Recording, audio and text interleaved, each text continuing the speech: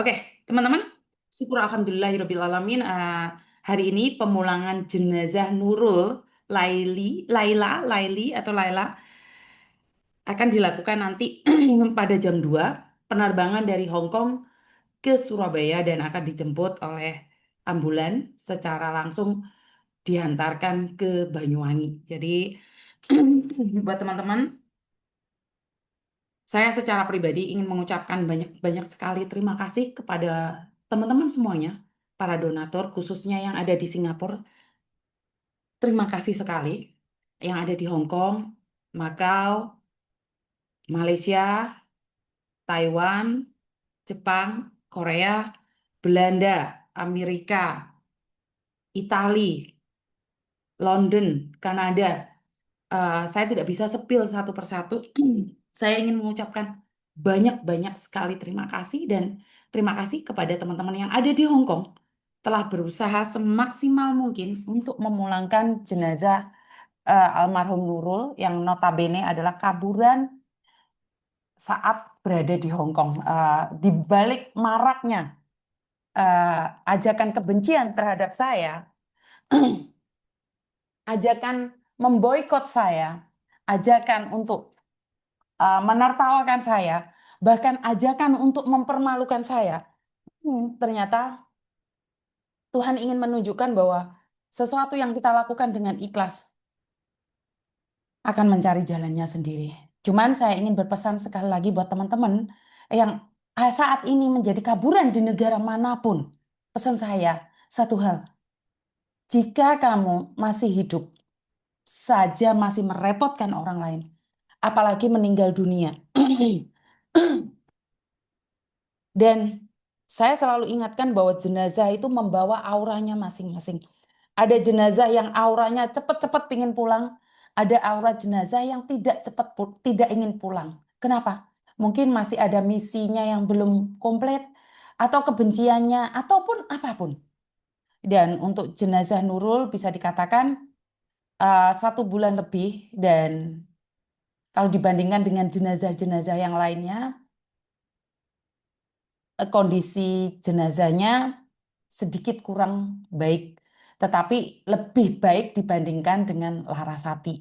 Jadi buat teman-teman, jangan sampai kita punya rencana untuk menghalang-halangi rezeki orang. Rezeki itu bukan berarti hanya uang. Rezeki itu kadang-kadang berupa mayat. Rezeki itu berupa bencana. Jadi jangan pernah menghalang-halangi kepulangan mayat dengan alasan apapun. Saya secara pribadi, kalau urusan jenazah, saya selalu mengingatkan kalau urusan jenazah itu the first priority bagi saya. Kenapa? Semakin lama dia ada di luar, semakin tersiksa kita sebagai manusia. Dan saya secara pribadi ingin mengatakan bahwa saya itu ingin secepatnya memuliakan jenazah. Dan juga kemarin pemulangan jenazah almarhum Niputu yang berasal dari Medan yang kebetulan meninggal dunia di Malaysia dalam keadaan tergelincir di sungai. Dan kebetulan juga lehernya sini sudah dimakan biawak. Jadi mayatnya itu dimakan biawak.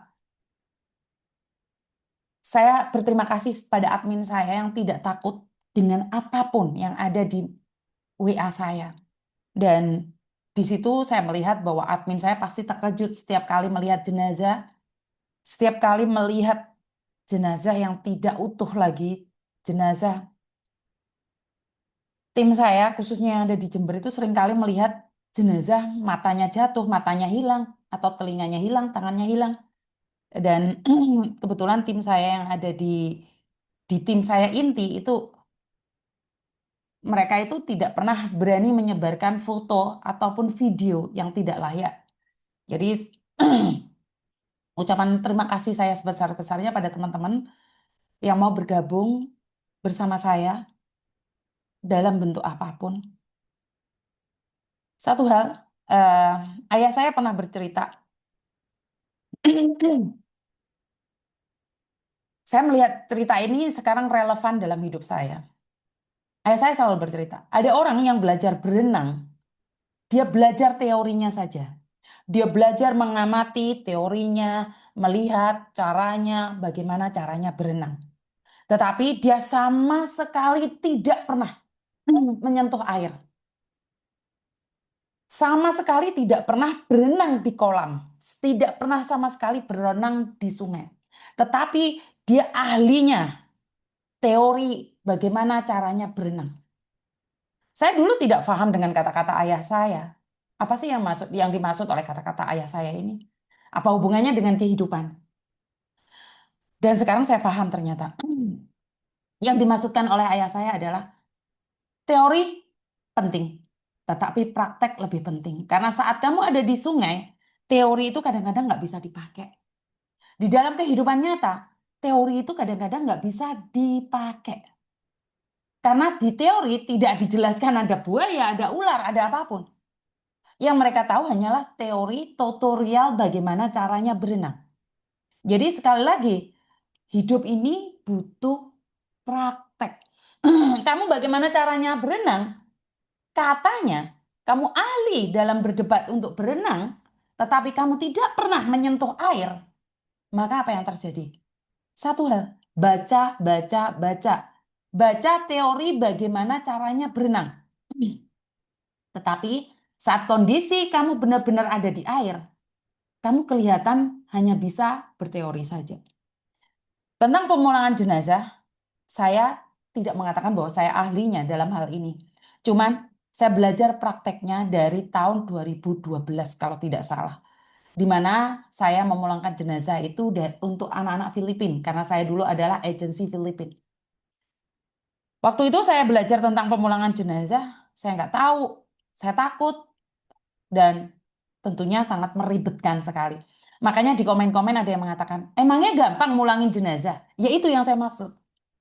Itu yang saya maksud. Kan ada nih, kita itu riwa-riwi, kita itu seperti ini. Emangnya gampang mulangin jenazahnya Nurul? Kita harus ini, kita harus itu. Ya itu yang saya maksud. Serepot itu, seribet itu. Serepot itu, seribet itu. Tetapi saya tidak pernah menceritakannya. Makanya kadang-kadang saya itu ingin berpikir bahwa ya kenapa harus kita? Benar nggak sih? Ya karena biar kalian tahu bahwa ngurusin jenazah itu tidak mudah. Benar nggak sih? Jadi buat teman-teman yang selama ini salah paham pemulangan jenazah untuk donasi oke. Apakah kalian ahlinya? Kalian pernah praktek terjun dan bisa mendapatkan uang sebanyak itu? Masih ingat jenazahnya Larasati? Kita berjuang 3 bulan untuk mendapatkan donasi. Seberat itu. Terus tiba-tiba kalian bilang dapat 1 miliar, 2 miliar. Hitungannya sapa rek?